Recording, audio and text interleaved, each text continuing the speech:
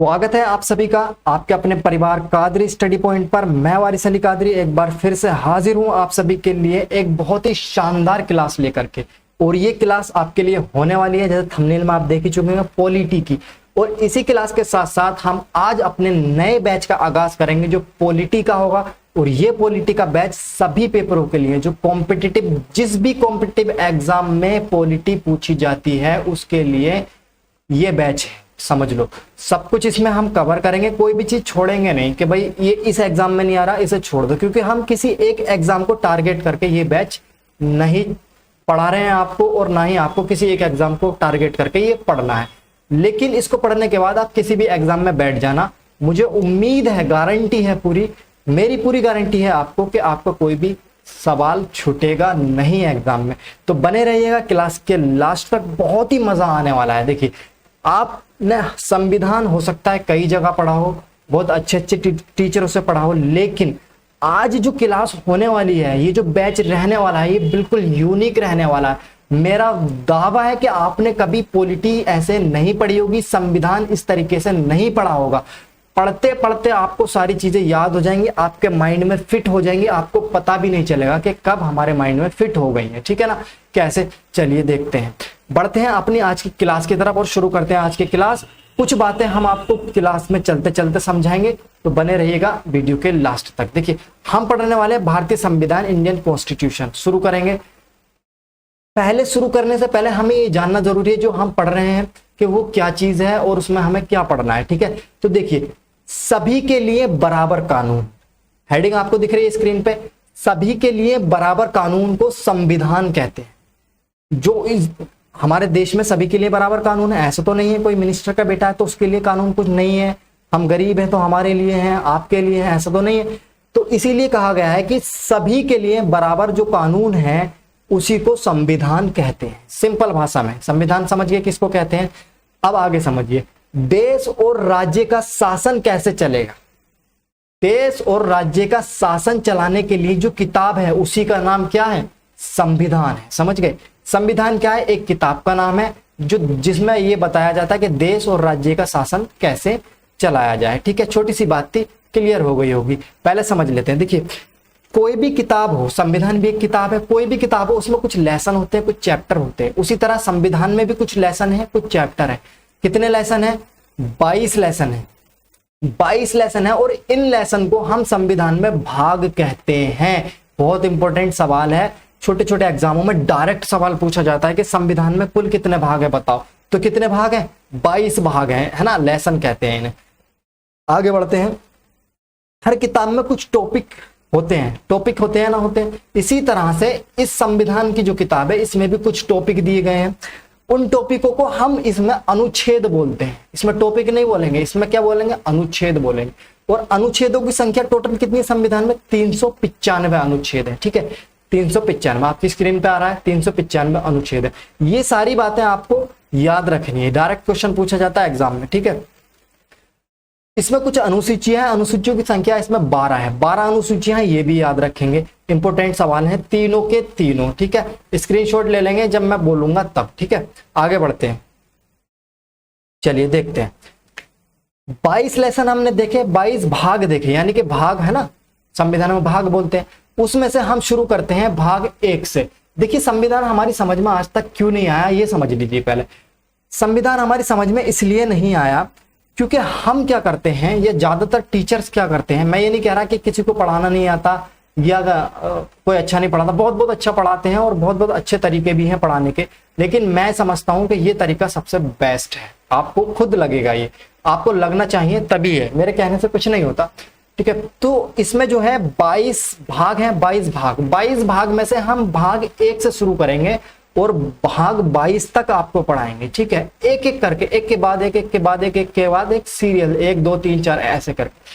हम क्या करते हैं, मैक्सिमम ज्यादातर कोचिंग सेंटरों में क्या होता है कि उसमें भाग पहले पढ़ा दिया 5वां, फिर पढ़ा दिया 10वां, फिर पढ़ा दिया 3रा, फिर दूसरा।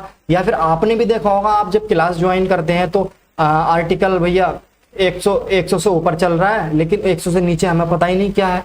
है ना। तो ये हम जो बीच बीच में से पढ़ लेते हैं ना, संविधान बीच में से पढ़ते हैं, फिर कहीं से फिर कहीं से फिर कहीं से, इस वजह से हमें पता नहीं चल पाता चीजें कि संविधान में एक्चुअली हो क्या रहा है, दिमाग जो है ना कंफ्यूज हो जाता है। लेकिन हम भाग 1 से चलेंगे, अनुच्छेद 1 से चलेंगे, ठीक है, तब आपको सारी चीजें अच्छे से क्लियर हो जाएंगी। आप यकीन मानिए आपको पता भी नहीं चलेगा कि आपको सारी चीजें कब याद हो गई और कितनी आसान चीजें हैं, ये आप सोच भी नहीं सकते। देखिए भाग 1 है हमारा संघ और उसका राज्य क्षेत्र, ठीक है, समझ लीजिए हेडिंग क्या है, संघ और उसका राज्य क्षेत्र। अभी जब संघ और राज्य क्षेत्र के बारे में पढ़ेंगे तब आपको क्लियर हो जाएगा। लेकिन ये जो भाग 1 हमारा आता है, ये आता है अनुच्छेद 1 से 4 तक। भाग 1 जो है अनुच्छेद 1 से 4 तक है हमारा, ठीक है। आगे बढ़ते हैं, तो इस भाग 1 में हमें अनुच्छेद 1 से अनुच्छेद 4 तक पढ़ना है, ठीक है। तो चलिए अनुच्छेद 1 देख लेते हैं पहले। अनुच्छेद पहले में क्या कहा गया, देखिए भारत राज्यों का संघ यानी कि यूनियन है, अर्थात इसके राज्य कभी भी टूटकर अलग नहीं हो सकते। देखिए हमारा जो देश है वो भारत है, भारत में कितने सारे राज्य हैं आप जानते हैं, लेकिन कभी भी कोई राज्य भारत से अलग हो सकता है, नहीं हो सकता, ठीक है ना। अगर हम जैसे मान लीजिए उत्तर प्रदेश में बैठे हैं इस टाइम, और उत्तर प्रदेश के लोग या उत्तर प्रदेश की जनता या उत्तर प्रदेश के सीएम मुखिया जो है वो कहने लगे कि नहीं हम भारत से अलग हो रहे हैं और हम अपना अलग देश बनाएंगे, तो ऐसा नहीं हो सकता, क्योंकि ये एक यूनियन है, यूनियन के तहत हम लोग बंधे हुए हैं। तो कभी भी भारत के जो राज्य हैं वो उससे अलग नहीं हो सकते, ठीक है। और अच्छे से समझ में आपको आगे आने वाला है, समझते रहिए सारी चीजें, ठीक है। देखिए तीन प्रकार से राज्य जुड़कर एक देश का निर्माण करते हैं, कैसे वो देख लीजिए, ठीक है। ये पूरी डिस्प्ले आपके सामने शो हो गई है। अब समझिए कैसे एक देश का निर्माण करते हैं राज्य, मतलब राज्य 3 तरह से मिलकर एक देश का निर्माण कर सकते हैं, एक देश बना सकते हैं, ठीक है। वो क्या क्या होता है वो समझ लीजिए। देखिए सबसे पहले हमारे पास आता है कॉन्फेडरल।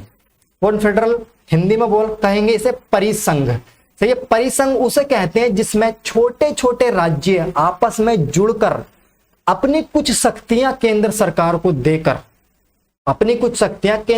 को देकर एक देश का निर्माण कर लेते हैं, एक देश को बना लेते हैं, ठीक है। लेकिन ये जो परिसंघ होता है ना बहुत ही कमजोर होता है, बहुत आसानी, अगर इसमें कोई राज्य अलग होना चाहे ना तो बहुत आसानी से हो सकता है, ठीक है। जैसे मान लीजिए हमारा भारत देश है, ये एक यूनियन है, ये यूनियन ना होके कॉन्फेडरल होता, परिसंघ होता, तो जैसे है उत्तर प्रदेश है, तो उत्तर प्रदेश चाहता कि मैं भाई इस देश से अलग हो जाऊं, मेरे तो इनकी सारी बातें समझ में नहीं आ रही, तो ये बहुत आराम से टूट के अलग हो सकता था, ठीक है। अगर कॉन्फेडरल होता, परिसंघ होता तब। यूनियन है, आज के टाइम में नहीं हो सकता, लतियाए जाओगे अगर सोचोगे ऐसा भी तो, ठीक है। चलिए आगे दूसरा देखते हैं, फेडरेशन। एक होता है फेडरेशन जिसको हिंदी में संघ बोलते हैं, ठीक है, संघ बोलते हैं, इसको समझिए, फेडरेशन को समझिए। इसमें भी क्या होता है, राज्य जो है मिलकर एक देश का निर्माण कर लेते हैं और अपनी कुछ शक्तियां केंद्र सरकार को दे देते हैं, देश को दे देते हैं, ठीक है, और कहते हैं कि आप इन शक्तियों का क्या करिए, उपयोग करिए। ये जो है कॉन्फेडरल से फेडरेशन थोड़ा सा मजबूत होता है, इसमें भी राज्य अलग हो जाते हैं, लेकिन इतना आसानी से अलग नहीं हो पाते हैं जितनी आसानी से कॉन्फेडरल में हो जाते हैं, ठीक है ना। समझ रहे हो मेरी बात, समझ रहे हो, जितनी आसानी से इसमें राज्य अलग हो जाते हैं इसमें नहीं हो पाते हैं, लेकिन अलग दोनों में हो सकते हैं, ठीक है। अब आता है नंबर यूनियन का। यूनियन, इसमें राज्य कभी भी अलग नहीं होते हैं, इसमें राज्य कभी भी अलग नहीं होते। कैसे, देखिए अब यहाँ एक कंफ्यूजन होगा, यहां भी संघ है यहां भी संघ है, तो फेडरेशन जो है उसे भी संघ कहा जाता है, यूनियन जो है उसे भी संघ कहा जाता है, तो यहाँ कंफ्यूज नहीं होंगे, इसलिए फेडरेशन और यूनियन इंग्लिश में आपको स्पष्ट रूप से लिखवाया गया है, स्क्रीन पर आप देख सकते हैं, ठीक है। तो यूनियन में कभी भी राज्य अलग नहीं हो सकते हैं, बस इतनी सी बात समझनी है। अमेरिका क्या है, अमेरिका एक फेडरेशन है, अमेरिका एक फेडरेशन है। अमेरिका में आपने देखा होगा कि अमेरिका के किसी भी स्टेट का नाम आप सर्च करेंगे तो उसका झंडा अलग ही होता है, ठीक है ना, हर स्टेट का झंडा अलग होता है। फेडरेशन वहां पर क्यों सक्सेसफुल है, फेडरेशन में वो देश क्योंकि वहां पढ़े लिखे लोग, समझदार लोग हैं, ठीक है ना। अगर फेडरेशन इंडिया में होता तो हालत आप जानती है कितनी गंभीर हो जाती है ना, छोटी छोटी सी बातों पे क्या भाई हम अलग राज्य बनाएंगे, हम अलग देश बनाएंगे ना, अलग होने की सोचते, क्योंकि यहाँ पर इतने शिक्षित लोग नहीं, शिक्षित हैं लेकिन इतने शिक्षित नहीं है। और हमारा भारत जो है, देखिए हेडिंग में लिखा गया है, हमारा भारत जो है क्या है, एक यूनियन है, इससे राज्य अलग नहीं हो सकते हैं। उम्मीद है आपको ये सारी बातें क्लियर हो गई होंगी। कमेंट करके बताइए क्लियर है या नहीं। नहीं है तो आगे होने वाला है, अभी वीडियो छोड़ के कहीं नहीं जाएंगे, अच्छे से सुनेंगे पूरी वीडियो को, ठीक है। चलिए ज्यादा लंबी वीडियो नहीं रहेगी, एक मतलब चित्र के माध्यम से आप समझिए। कॉन्फेडरेशन, फेडरेशन, फेडरल नहीं है, फेडरेशन है ये, क्या है फेडरेशन है, क्या है फेडरेशन है, सही। इसको भी संघ कहते हैं हिंदी में, ये भी संघ होता है, यूनियन। और ये क्या होता है, परिसंघ होता है, हिंदी में इसे परिसंघ कहते हैं, ठीक है। लिख देता हूं मैं, टाइपिंग मिस्टेक थी थोड़ी सी। फेडरेशन है, तो मैंने जैसे कॉन्फेडरेशन बताया, परिसंघ बहुत ही कमजोर होता है, इसमें राज्य आसानी से अलग हो जाते हैं। तो ऐसा समझ लीजिए हम एक दीवार बना रहे हैं ईंटों की, तो हमने क्या किया, केवल ईंटें रख दी एक दीवार में, ऐसे एक के ऊपर एक ईंटें रख दी और एक दीवार बना दी। आप बताइए वो दीवार कैसी बनेगी, स्ट्रॉन्ग, बहुत ज्यादा स्ट्रॉन्ग, है ना। आंधी तूफान आए वो हिलेगी नहीं, है ना। जिसमें कुछ लगा ही नहीं है मसाला वसाला, जैसे आपके सामने डिस्प्ले पर है, देखिए ये जो ईंटें हैं सिर्फ ईंटें लगी हैं, इसमें मसाला नहीं है। अगर इसमें एक लात मारोगे आप तो आसानी से टूट जाएगी कि नहीं टूट जाएगी, बताइए। तो फेडरेशन ऐसा ही होता है, कोई छोटी मोटी बात हुई ये पट से निकल के अलग हो जाता है। इसमें से ईंटें निकालना कितना आसान है, देखिए ये पूरी दीवार को आप दीवार मत समझिए, एक देश समझिए। इसमें जो ईंटें लगी हैं ये ईंटें मत समझिए, इन्हें क्या समझिए आप, राज्य समझिए, राज्य। तो ये फेडरेशन से बना हुआ एक देश है, तो अगर इनके बीच में कोई फाउंडेशन नहीं है, कोई मटेरियल लगा हुआ नहीं है, तो ये ईंटें आप चाहोगे तो हाथ से भी बड़ी आसानी से निकाल लोगे, है ना। तो ये देश क्या हो जाएगा, आसानी से टूट जाएगा, इसके राज्य आसानी से अलग हो जाएंगे, समझ रहे हो। अब फेडरेशन आता है, इसमें फेडरेशन में क्या है, इसमें हमने क्या किया, पहले खाली ईंटें ऐसी रख दी थी, अब इसमें क्या कर दिया है, मसाला लगा दिया है। अब मसाला लगा दिया तो थोड़ा सा ज्यादा मजबूती आएगी, थोड़ी सी ज्यादा मजबूती आ जाएगी, ठीक है ना, क्योंकि इसमें मसाला नहीं था, इसमें मसाला है। समझिए, एग्जाम्पल दे रहा हूं आपको, अच्छे से क्लियर हो जाना चाहिए सब कुछ। तो जब हमने इसमें मसाला लगा दिया तो ये इस कॉन्फेडरल से फेडरेशन जो है ज्यादा मजबूत हो गया। इसकी ईंटें निकालने की तुलना में इसकी ईंटें निकालना थोड़ा सा मुश्किल होगा, समझ रहे हो। तो बस ये इतना सही है कि इसको तोड़ना, टूट तो ये भी जाएगा लेकिन इसको तोड़ना थोड़ा मुश्किल होता है, इतनी आसानी से अलग नहीं होते हैं राज्य, लेकिन कॉन्फेडरेशन में बहुत आसानी से अलग हो जाते हैं राज्य। अब हमारा आता है यूनियन, भारत। भारत क्या है, हमारा एक यूनियन है। अब भैया इसमें ईंटें लगाई, उसके नीचे मसाला लगाया, उसके ऊपर प्लास्टर लगाया, उसके ऊपर कलर लगाया, पेंट लगाया, वॉल पेपर लगाया, सब कुछ लगा के बिल्कुल तैयार कर दिया। अब इसमें कुछ नहीं दिख रहा, बिल्कुल फिनिशिंग है, बिल्कुल शानदार, एकदम फिक्स। क्या है, फिक्स है। ये क्या बन गया, रूम बन गया। इसके राज्य दिखाई नहीं दे रहे, इसमें ईंटें दिखाई नहीं दे रही, इसमें मसाला दिखाई नहीं दे रहा है ना, एक बहुत अच्छी शाइनिंग आ रही है। तो ये हमारा देश है, यूनियन है, ठीक है ना। इसको तोड़ना संभव नहीं है ना, इसको तोड़ना संभव नहीं है। अगर मैं आपसे कहूं इसमें से ये वाली ईंट निकालो, निकाल दोगे कि नहीं निकाल दोगे। मैं आपसे कहूं इसमें से ये वाली ईंट निकालो, निकाल दोगे कि निकाल दो। मैं इसमें से कहूं कि एक ईंट निकाल दो, तो आप इसमें अंदाजा भी नहीं लगा पाओगे कि वो ईंट है कहाँ। ईंट का तो सिर्फ एग्जाम्पल है, हम अपने देश की बात कर रहे हैं, ठीक है। तो आप समझ गए होंगे कि यूनियन से अलग होना पॉसिबल नहीं है, ठीक है। और जो ये फेडरेशन कॉन्फेडरल है, इसमें से राज्य अलग हो सकते हैं, ठीक है, बहुत आसानी से भी हो जाते हैं, कहीं कहीं मुश्किल है अलग होना, ठीक है। चलिए, अनुच्छेद 1 हमारा कंप्लीट हो गया, ये इतना ही था, इसमें इतना ही बताया गया था। भारत हमारा एक क्या है, यूनियन है, ठीक है। चलिए अब अनुच्छेद 2 की तरफ चलते हैं। अनुच्छेद 2 क्या कहता है, संसद जो है हमारी, पार्लियामेंट को ये अधिकार है कि भारत के बाहर कोई देश है, जैसे सपोज दैट मान लीजिए भाई पाकिस्तान है, भारत के पास पाकिस्तान पे कोई हमला कर दे, पाकिस्तान को जान बचाना मुश्किल पड़ जाए, पाकिस्तान क्या कहे, भारत से कहे भैया हमको अपने में मिला लो, हमें भी भारत में शिफ्ट कर लो और हमारी जान बचा लो। तो संसद को यह अधिकार है कि वो पाकिस्तान को उठा के भारत में मिला सकती है, ठीक है। यही हमारा अनुच्छेद 2 कहता है कि भारत के बाहर कोई भी देश है तो उसे भारत में मिला सकता है। कौन, संसद। या समझिए, या किसी देश का कोई टुकड़ा है, किसी देश का टुकड़ा, समझ रहे हो, किसी देश का टुकड़ा मतलब उस देश का राज्य है, उस देश का कोई हिस्सा है छोटा मोटा सा, है ना। तो जो भारत में मिलना चाहता है, जबरदस्ती की बात नहीं हो रही, मिलना चाहता है ना। अगर पाकिस्तान का कोई छोटा सा टुकड़ा है मान लीजिए, तो वो कहता है कि भाई हमें भारत में मिला लो, हमें पाकिस्तान में अच्छे से कंफर्ट नहीं हो रहा, कंफर्ट महसूस नहीं हो रहा है, तो हमें भारत में मिला लो। तो संसद को अधिकार है कि उस टुकड़े को वो भारत में मिला सकती है। जंग करनी पड़े, कुछ भी करना पड़े, कैसे भी मिलाए, मिला लेगी वो, ये संसद को अधिकार है, ठीक है, उसे मिला सकता है। यानी अनुच्छेद 2 कहता है कि संसद, इंपॉर्टेंट चीज अब आइए समझना, अनुच्छेद 2 कहता है कि संसद राष्ट्रपति के पूर्व अनुमति का मतलब होता है कि सिर्फ और सिर्फ राष्ट्रपति को सूचना देनी है। हमें राष्ट्रपति को सूचना देनी है कि भाई हम पाकिस्तान को भारत में मिलाने के लिए जा रहे हैं, हम मिला रहे हैं।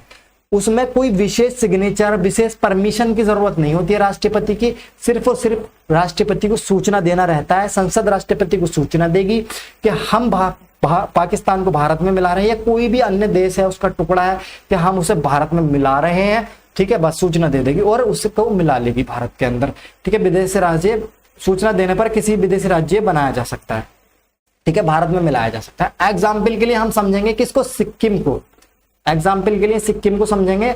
अभी ये पूरा आर्टिकल 2 आपको क्लियर होने वाला है। सिक्किम, इसके लिए 35वां संविधान संशोधन 1974 में करके सिक्किम को सहराज्य बनाया गया था। सहराज्य का मतलब समझ रहे हो, ठीक है, समझना। देखो सिक्किम था, मैप में आप देखेंगे सिक्किम कहां पर है। सिक्किम ने बोला किसको, भारत को, कि भाई हमें अपने में मिला लो। सिक्किम एक बहुत छोटा सा है, तो सिक्किम ने बोला हमें अपने में मिला लो, भारत में मिला लो। लेकिन सिक्किम को लगा यार ऐसा ना हो कि हम, ये तो भारत यूनियन है, फिर हम भारत में मिल जाएंगे तो हम भी क्या बन जाएंगे, यूनियन में आ जाएंगे, फिर बाद में अलग नहीं हो पाएंगे। हो सकता है हम अलग में है तो अभी अच्छे हों, अभी अच्छे हो सकता है हमें भारत में मिलने के बाद हम अच्छे ना रहें, एडजस्ट ना कर पाए भारत में, है ना, एडजस्ट ना कर पाए। एडजस्ट करना भी तो जरूरी है मिलने के लिए। तो इन्होंने कहा भाई हम एक ट्रायल लेंगे, हम भारत में जुड़कर ट्रायल लेंगे। अगर हमें लगेगा कि हाँ हम भारत में ठीक है, सही रह रहे हैं, हमें कोई दिक्कत परेशानी नहीं, तब हम भारत का हिस्सा बन जाएंगे। और आप तो जानते ही हो भारत एक ऐसा देश है जहां किसी को कोई तकलीफ हो ही नहीं सकती। अगर यहाँ किसी को तकलीफ हो रही है तो दुनिया में कोई ऐसी जगह नहीं है जिसे उसे जहां सुकून मिल सके। कोई ऐसी जगह नहीं है दुनिया के अंदर जिसे भारत में सुकून नहीं है, उसे कहीं सुकून नहीं है। बहुत प्यार मोहब्बत वाला देश है हमारा भारत, इसे किसी की नजर ना लगे, ठीक है। चलिए आगे बढ़ते हैं अपने टॉपिक की तरफ। तो सिक्किम को ट्रायल के लिए 35वां संविधान संशोधन किया गया और 1974 में किया गया। तो सिक्किम को क्या बनाया, सहराज्य बनाया गया था कि ट्रायल के लिए। आप देख लीजिए, आपको लगता है कि हम भारत में रह सकते हैं तो आपको बना लिया जाएगा। इसके लिए संविधान में एक अनुच्छेद स्पेशल जोड़ा गया, टूका का जोड़ा गया था अनुच्छेद सहराज्य बनाने के लिए। भाई उसमें टूका का जोड़ा गया, ये याद रखेंगे बस। लेकिन फिर सिक्किम को लगा कि हाँ ठीक है, हम भारत में एडजस्ट कर लेंगे। एडजस्ट क्या कर लेंगे, हम खुश हैं, बहुत शांति से हम रह सकते हैं। सिक्किम को लगा भारत में, तो सिक्किम ने कहा कि ठीक है हमें भारत का अंग बना लीजिए। तो 36वां संविधान संशोधन किया गया। 16 मई 1975 के द्वारा भारत का 22वां राज्य बनाया गया सिक्किम को। कौन सा राज्य बनाया गया था, 22वां राज्य बनाया गया था। संविधान संशोधन कौन सा हुआ, 36वां, समझना। 35वां संविधान संशोधन 1974 में करके सहराज्य बनाया किसे, सिक्किम को। लेकिन 36वां संविधान संशोधन करके 16 मई 1975 को भारत का 22वां राज्य किसे बना दिया, सिक्किम को बना दिया। बहुत ही इंपॉर्टेंट लाइन है, इसे याद रखेंगे। सवाल पूछा जा सकता है आपको, सिक्किम भारत का कौन सा राज्य बना, तो 22वां राज्य बना। सिक्किम भारत का राज्य कब बना, 16 मई 1975 को बना। सिक्किम को भारत का राज्य बनाने के लिए कौन सा संविधान संशोधन किया गया, 36वां संविधान संशोधन किया गया। 3-4 सवाल यहां से बन सकते हैं पेपर में, इसे अच्छे से याद रखेंगे, ठीक है, इंपॉर्टेंट। चलिए, तो मुझे उम्मीद है कि अनुच्छेद 2 भी आपको बिल्कुल क्लियर हो गया होगा, इसमें कोई कंफ्यूजन होगा नहीं आपको। चलिए अनुच्छेद 3 की तरफ बढ़ते हैं, आगे बढ़ते हैं। अनुच्छेद 3 क्या कहता है, संसद राष्ट्रपति की पूर्व अनुमति से भारत के किसी भी राज्य को, समझना, अभी देश की बात चल रही थी, अब राज्य की बात चल रही है। अभी हम अपने भारत देश के अंदर आ गए हैं अनुच्छेद 3 के अंदर। अनुच्छेद 2 में भारत से बाहर थे, बाहर की चीजों को अंदर मिला रहे थे।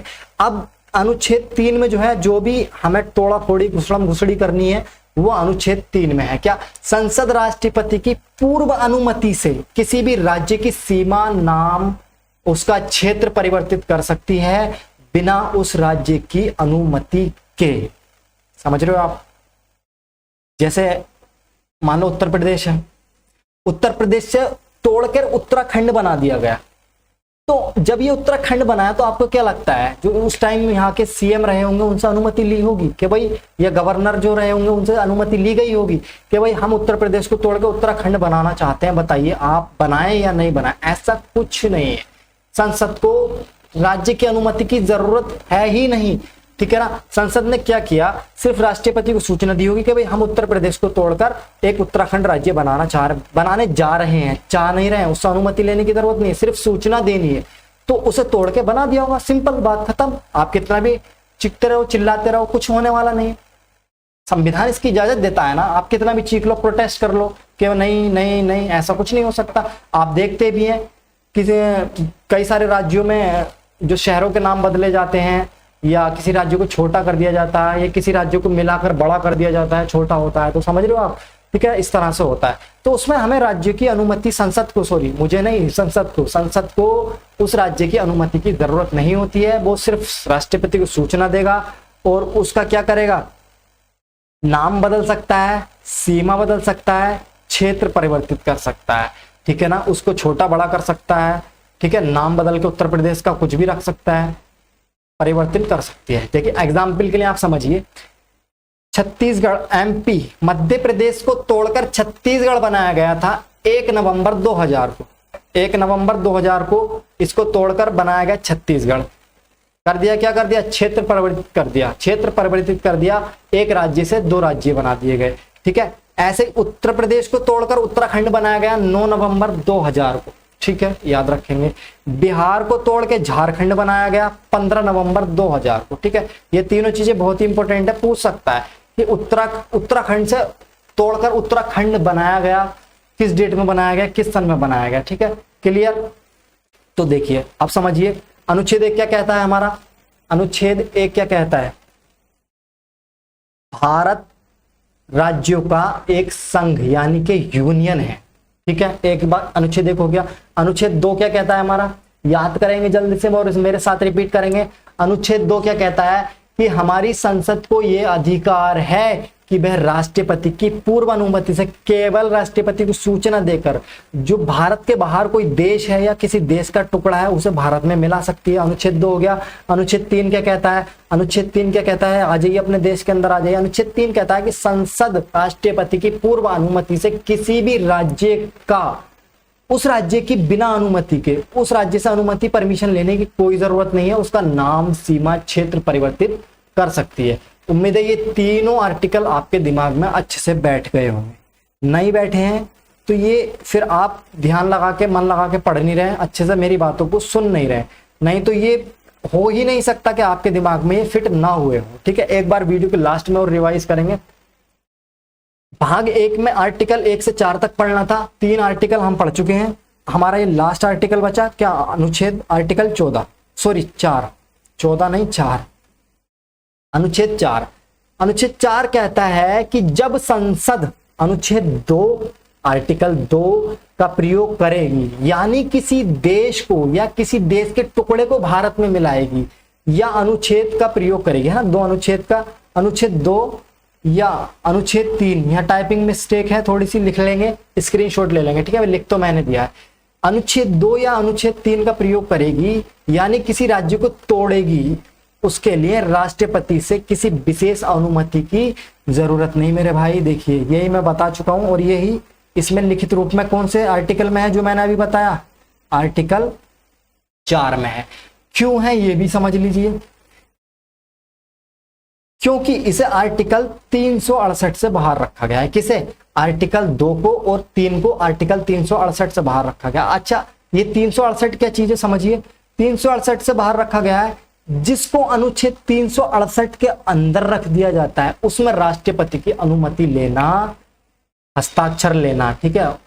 जब उस पर राष्ट्रपति हस्ताक्षर करेंगे तभी वो काम हो पाएगा, उससे पहले नहीं हो पाएगा। हस्ताक्षर होने राष्ट्रपति के जरूरी होते हैं, किसमें, जो आर्टिकल 368 में आता है। लेकिन हमारा आर्टिकल 2 और आर्टिकल 3 368 के बाहर रखा गया है, इसलिए इसमें राष्ट्रपति को सिर्फ सूचना दे देंगे पूर्व अनुमति से, इसके कोई भी काम इन दोनों आर्टिकलों का, 2 का और 3 का हम प्रयोग कर सकते हैं, ठीक है। तो उम्मीद है आपको ये सब चीजें क्लियर हो गई होंगी। एक बार जल्दी से फास्टली एक बार रिवाइज करेंगे, फिर इस क्लास को अपनी खत्म करेंगे। ठीक है, देखिए हमने पढ़ा भाग 1 संघ और उसका राज्य क्षेत्र, समझ में आया। दूसरा हमने पढ़ा संघ और उसका राज्य क्षेत्र, आर्टिकल हमने भाग 1 में। ठीक है, भाग 1 में हमारा कहां से कहां तक है, आर्टिकल 1 से लेकर आर्टिकल 4 तक। आर्टिकल 1 हमारा क्या कहता है, आर्टिकल 1 हमारा कहता है कि भारत जो है राज्यों का एक संघ है, यानी कि यूनियन है। यूनियन का मतलब समझते हो, इससे राज्य टूटकर अलग नहीं हो सकते। ठीक है, आर्टिकल 2 पढ़ा हमने। आर्टिकल 2 में क्या कहा गया हमारे, आर्टिकल 2 में कहा गया है कि संसद को अधिकार है कि वो राष्ट्रपति की पूर्व अनुमति से भारत के बाहर कोई देश है या किसी देश का टुकड़ा है उसे भारत में मिला सकती है। उसके लिए राष्ट्रपति की कोई विशेष अनुमति की जरूरत नहीं है, केवल सूचना पर मिला सकती है। आर्टिकल 3 आता है। आर्टिकल 3 में हमने क्या पढ़ा कि संसद किसी भी राज्य का नाम, क्षेत्र और सीमा परिवर्तित कर सकती है बिना उस राज्य की अनुमति के। केवल उसे क्या करना रहेगा, राष्ट्रपति को सूचना देनी पड़ेगी कि हम इस राज्य को तोड़कर ये बना रहे हैं, इसका नाम हम चेंज कर रहे हैं। ये जो सारी बातें हैं, इन सारी बातों को लिखा गया आर्टिकल 4 में कि जब संसद अनुच्छेद 2 का और अनुच्छेद 3 का प्रयोग करेगी, समझ रहे हो, 3 का प्रयोग करेगी, तो उसे राष्ट्रपति की किसी विशेष अनुमति की जरूरत नहीं है, केवल और केवल उसे राष्ट्रपति को सूचना देनी होगी और इन दोनों आर्टिकल का प्रयोग कर सकती है। साथ ही साथ इसमें कहा क्यों, ये वजह क्यों, ऐसा क्यों है कि राष्ट्रपति को सिर्फ सूचना देकर हो जाएगा, क्योंकि आर्टिकल 2 और 3 को आर्टिकल 368 से बाहर रखा गया। अब अगर इन्हें आर्टिकल 368 में रखा जाता तो फिर क्या होता, तो फिर राष्ट्रपति के हस्ताक्षर होने जरूरी थे। राष्ट्रपति के हस्ताक्षर की जरूरत, आवश्यकता इसलिए नहीं है क्योंकि इन्हें 368 से बाहर रखा गया है। बिल्कुल ठीक है, क्लियर हो गया, सारी चीज समझ में आ गई होंगी। वीडियो अगर अच्छा लगा है, ठीक है ना, तो डेली क्लास लीजिएगा। सारी चीज आपको अच्छे से क्लियर कराने की जिम्मेदारी मेरी है। और वीडियो को लाइक शेयर करें, चैनल को सब्सक्राइब जरूर करना। ठीक है, धन्यवाद आप सभी।